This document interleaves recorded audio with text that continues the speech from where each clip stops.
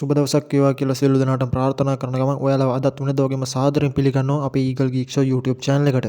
එහෙනම් යාළුවනේ අද වීඩියෝ එකෙන් බලමු කොහොමද අඳුරන්නේ ෆෝන් නම්බර් එක සියලුම details ලේසියෙන්ම check කරගන්නේ කොහොමද කියලා. ඒ කිව්වේ යාළුවනේ මේ ෆෝන් නම්බර් එක අයිති කෙනාගේ නම, දැනට පදිංචිව සිටින ස්ථානය ඉගෙන ගත්තේ කොහෙද, දැනට රැකියාව කරන්නේ කොහෙද සහ ඔයාට වැදගත්ම දේ එයාගේ ප්‍රොෆයිල් පිච් එක පවා ඔයාට ලබා ගන්න විදිය මම මේ වීඩියෝ එකෙන් අද ඔයාලට කියලා දෙනවා. ඉතින් යාළුවනේ වීඩියෝ එකට යන්න කලින් මතක් කරනවා ඔයා තාමත් අපේ YouTube channel එක subscribe කරලා නැත්නම් පහළ තියෙන subscribe button එක touch කරලා අපේ YouTube channel එක subscribe කරන්න කියලා. එහෙනම් යාළුවනේ අපි දැන් වැඩි කතා නැතුව වීඩියෝ එකට යමු. ඉතින් යාළුවෝ මට ඇවිත් තියෙන මේ පළවෙනි ෆෝන් නම්බරේ විස්තර තමයි මම අද හොයන්න යන්නේ. මම කරන්න යාළුවනේ මේ ෆෝන් නම්බර් එක මෙන්න මෙතන මගේ clipboard එකට copy කරගන්නවා. ඊට පස්සේ යාළුවනේ ඔයාගේ ෆෝන් එකේ තියෙන imo application එක මෙන්න මේ විදිහට open කරගන්න. ඊට පස්සේ යාළුවනේ මේ වම් පැත්තේ යටම කෙළවරේ plus මාර්ක් එක ලකුණක් පේනව නේද? අන්න ඒක උඩ දැන් ඔයා touch කරන්න. ඊට පස්සේ යාළුවනේ මේ add friends කියන option එක උඩ දැන් ඔයා touch කරන්න. ඊට පස්සේ යාළුවනේ අපි අර copy කරගත්ත නම්බර් එක මෙන්න මෙතනට paste කරන්න මෙන්න මේ විදිහට. දැන් යාළුවනේ ඔයා මේ +94 කියලා තියෙන අංක ටික මෙන්න මේ විදිහට කට් කරගන්න. ඊට පස්සේ යාළුවා මේ නිල් පාටින් තියෙන add button එක උඩ ටච් කරන්න මෙන්න මේ විදිහට.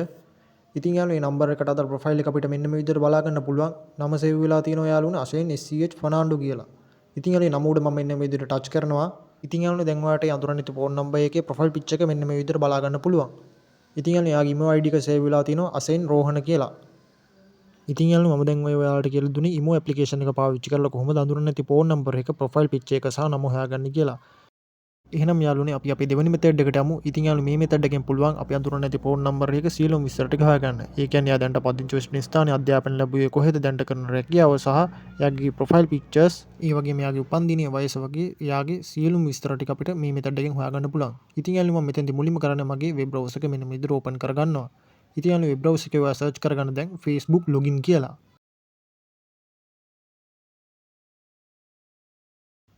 ඊට පස්සේ යාළුවනේ ඔයා සර්ච් කරගන්න. ඊට පස්සේ යාළුවනේ මේ එන පළවෙනි සර්ච් රිසල්ට් එක උඩ ඔයා පොඩ්ඩක් ටච් කරගෙන ඉන්න. ඒ කියන්නේ හෝල්ඩ් කරගෙන ඉන්න. ඊට පස්සේ යාළුවනේ මේ තියෙන open in new tab කියන option එක උඩ දැන් ඔයා ටච් කරන්න. ඊට පස්සේ යාළුවනේ අලුත් tab එකක් අපේ web browser එකේ මෙන්න මේ විදිහට open වෙනවා. ඊට පස්සේ යාළුවනේ ඔයා දැන් මේ tab එක මෙන්න මේ විදිහට open කරගන්න.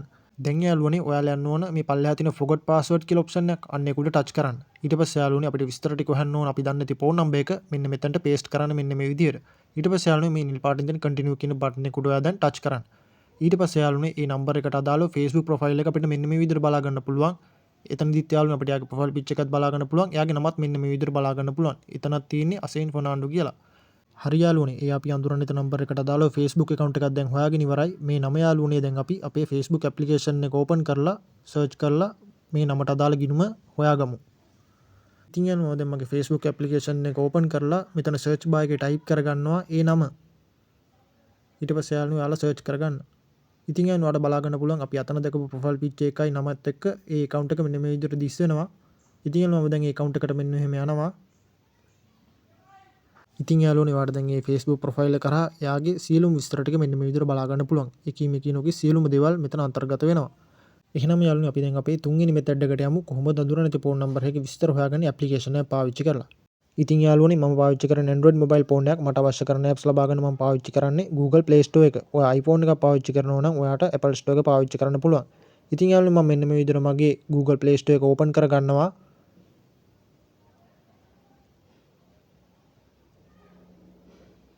ඊට පස්සේ යාළුවනේ ඔයා ඔයාගේ Google Play Store එකේ search කරගන්න Truecaller කියලා.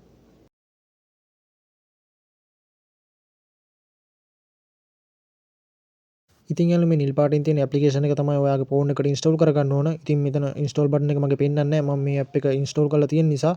ඉතින් මම මෙන්න මේ application එක මෙන්න මේ විදිහට open කරගන්නවා. ඉතින් යාළුවනේ දැන් ඔයා මෙතන කොළ පාටින් තියෙන get start කියලා කොළ පාට button එකක් අන්න ඒක උඩ දැන් ඔයා touch කරන්න. ඊට පස්සේ යාළුවනේ මෙතනින් ඔයා Truecaller application එක තෝරලා set as default කියන option එක උඩ touch කරන්න මෙන්න මේ විදිහට. දැන් යාළුවනේ continue button එක උඩ touch කරන්න. ඊට පස්සේ යාළුවනේ මේ පෙන්වන හැම එකටම allow දීගෙන යන්න.